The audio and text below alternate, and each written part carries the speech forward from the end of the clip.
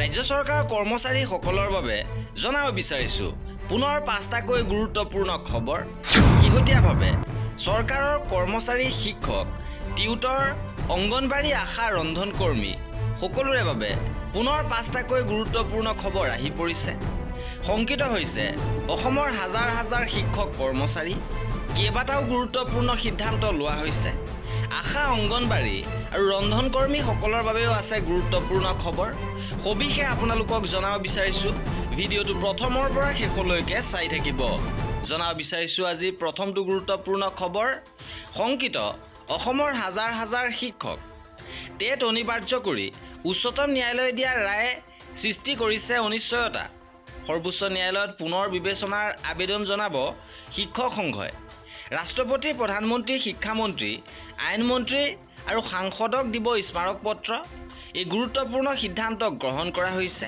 উচ্চতম ন্যায়ালয়ে শেহতীয়াভাৱে যি ৰায় প্ৰদান কৰিছে, টেট বাধ্যতামূলক কৰা হৈছে, যাৰ ফলত টেট নথকা শিক্ষকসকলে শিক্ষকৰূপে 2 বছৰৰ ভিতৰত টেট পৰীক্ষাত উত্তীৰ্ণ হ'ব লাগিব। অসমত 2012 চনৰ পৰাহে টেট অনুষ্ঠিত কৰি শিক্ষক নিযুক্তি দিয়া হৈছিল। সেয়েহে দেশৰ আন আন ৰাজ্যৰ লগতে অসমৰো হাজাৰ হাজাৰ প্ৰাথমিক শিক্ষকসকলে শিক্ষকতা জীৱনৰ ভৱিষ্যতক লৈ শংকিত হৈ পৰিছে। আৰু উচ্চতম ন্যায়ালয়ে শিক্ষকসকললৈ দিয়া ৰায় পুনৰ বিবেচনাৰ বাবে অখিল ভাৰতীয় প্ৰাথমিক শিক্ষক সংঘই উচ্চতম ন্যায়ালয়ত আবেদন কৰাৰ সিদ্ধান্ত গ্ৰহণ কৰিছে।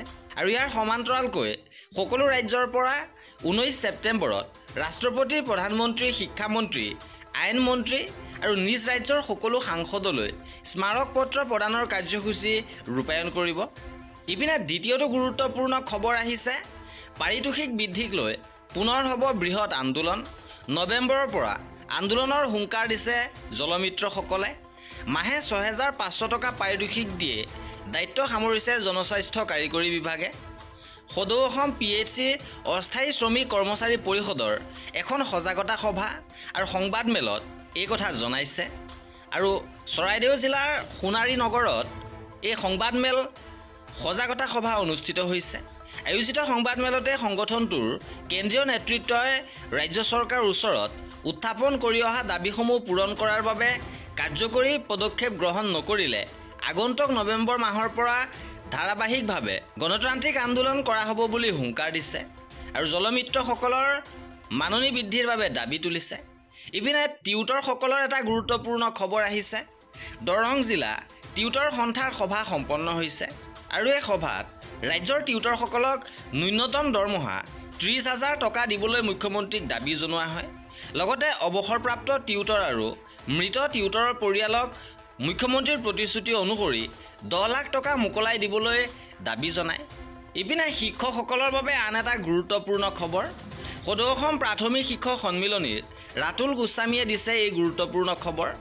মূল গোচৰৰ ৰায় প্ৰদানৰ সিদ্ধান্ত হায়াৰ বেঞ্চলৈ ঠেলি দেশৰ শিক্ষক সমাজৰ প্ৰতি ভাবুকিৰ সৃষ্টি হোৱা মহামান্য উচ্চতম ন্যায়ালয়ৰ আদেশ পুনৰ বিবেচনাৰ বাবে ৰাষ্ট্ৰীয় গোচৰ সমিতিয়ে আলোচনা কৰাৰ পাছত উচ্চতম ন্যায়ালয়ৰ অধিবক্তা বিক্ৰম হেগেৰে সৈতে আলোচনা কৰা হয়।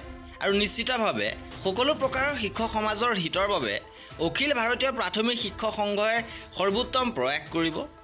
এইবাৰ জনাব বিচাৰিছোঁ পৰৱৰ্তী গুৰুত্বপূৰ্ণ খবৰ। দুৰ্গা পূজাত শিক্ষকৰ 3 মাহৰ বকেয়া মুকলি কৰিবলৈ দাবী জনোৱা হৈছে।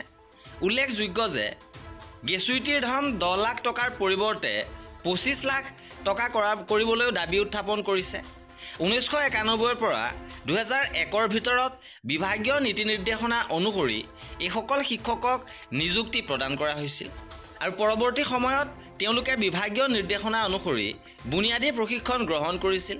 আৰু সফলতাৰে সমাপ্তি কৰাৰ অন্তত তেওঁলোকক ছাৰ্ভিচ বুক, টাইম স্কেল, GPF-কে ধৰি সকলো সুবিধা শিক্ষা বিভাগে প্ৰদান কৰি 2012ৰ ফেব্ৰুৱাৰী মাহলৈকে দৰমহা প্ৰদান কৰিছিল।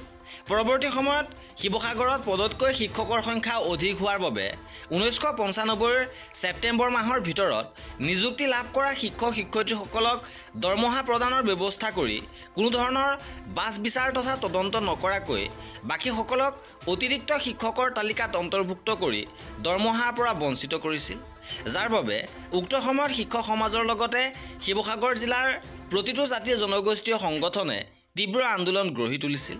পৰৱৰ্তী সময়ত 21ৰ 30 জানুৱাৰীত বৰ্তমানৰ শাসনাধীষ্ঠ বিজেপি চৰকাৰে বুনিয়াদী প্ৰশিক্ষণ প্ৰাপ্তসকলক একমডেট টিচাৰ আৰু প্ৰশিক্ষণ গ্ৰহণ নকৰাসকলক টিউটৰ হিচাপে দ্বিতীয়বাৰৰ বাবে নিযুক্তি পত্ৰ প্ৰদান কৰে আৰু উক্ত তাৰিখত নিযুক্তি প্ৰদান কৰিছিল যদিও 3 মাহৰ পূৰ্বৰ পৰা অৰ্থাৎ 2020ৰ নৱেম্বৰ মাহৰ পৰাই কাৰ্যকৰী কৰিছিল আৰু 3টা মাহৰ বকেয়া প্ৰদানৰ কথা আছিল আৰু ইয়াৰে টিউটৰসকলক 2 বছৰ পূৰ্বে 3 মাহৰ বকেয়া মুকলি কৰি দিয়ে যদিও শিক্ষকসকলৰ সামান্য পৰিমাণৰ বকেয়াসমূহ মুকলি কৰি নিদিয়াৰ বাবে শিৱসাগৰ জিলা সন্মিলিত প্ৰাথমিক শিক্ষক মঞ্চই অসন্তুষ্টি প্ৰকাশ কৰিছে আৰু সন্মিলিত প্ৰাথমিক শিক্ষক মঞ্চই আগন্তুক দুৰ্গা পূজাৰ পূৰ্বে বকেয়াসমূহ মুকলি কৰি দিবলৈ মুখ্যমন্ত্ৰী হিমন্ত বিশ্ব শৰ্মাক দাবী কৰিছে। এইবাৰ জনাব বিচাৰিছোঁ আশা অংগনবাড়ী আৰু মধ্যাহ্ন ভোজনৰ কৰ্মীসকলৰ এটা গুৰুত্বপূৰ্ণ খবৰ। এইবাৰ আশা অংগনবাড়ী আৰু মধ্যাহ্ন ভোজনৰ কৰ্মীসকলে সংঘবদ্ধভাৱে তীব্ৰ আন্দোলন গঢ়ি তোলাৰ হুংকাৰ। উল্লেখযোগ্য যে গোলাঘাটত অনুষ্ঠিত হৈছে সদৌ অসম মধ্যাহ্ন ভোজন কৰ্মচাৰী ইউনিয়নৰ 5ম ৰাজ্যিক সন্মিলন আৰু এই সন্মিলনতে কৰ্মী সহায়িকাসকলৰ অতি ন্যূনতম পৰিমাণৰ মাননি বৃদ্ধি কৰাক লৈ তীব্ৰ অসন্তুষ্টি প্ৰকাশ কৰে আৰু পৰৱৰ্তী সময়ত তীব্ৰ আন্দোলন গঢ়ি তোলাৰ হুংকাৰ দিয়ে। আমার অঙ্গনারী কর্মীরা আছেন, মিড ডে মিল কর্মীরা আছেন, আপনারা আশা কর্মীরা আছেন, বিড়ি শ্রমিক আছেন, নির্মাণ শ্রমিক আছেন, আরো অনেক কলে কারখানায় কাজ করা ওয়ার্কিং ওমেন শ্রমজীবী মহিলা আছেন, সবাই আছেন তাদের অস্তিত্ব টিকিয়ে রাখার লড়াইয়ের মধ্য দিয়ে। আজ যদি আমরা লড়াই না করি আমরা কিচ্ছু পাবো না। আৰু এয়া আছিল আজিৰ ভিডিঅ'টোত আৰু পৰৱৰ্তী আপডেটৰ বাবে আমাৰ চেনেলটো ছাবস্ক্ৰাইব কৰি ৰাখিব। ভিডিঅ'টো শেষলৈকে চোৱাৰ বাবে বহুত ধন্যবাদ।